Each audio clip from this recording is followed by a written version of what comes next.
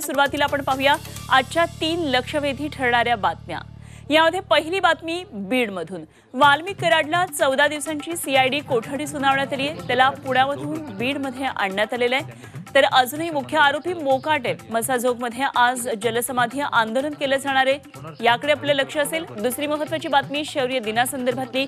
कोरेगाव भीमामध्ये आज 207वा शौर्य दिन साजरा होतोय। लाखो अनुयायी विजय स्तंभाला अभिवादन करण्यासाठी कोरेगाव भीमामध्ये दाखल झालेले आहेत। आणि तिसरी महत्त्वाची बातमी अर्थातच नव्या वर्षाच्या स्वागताची।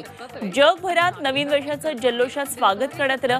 देवदर्शनानं नवीन वर्षाची सुरुवात व्हावी यासाठी भाविकांनी विविध मंदिरांमध्ये सध्या गर्दी केली आहे। आणि या सर्व बातम्यांचा आढावा आपण घेऊया आज काय विशेष या बातमीपत्रात। 2 रोजी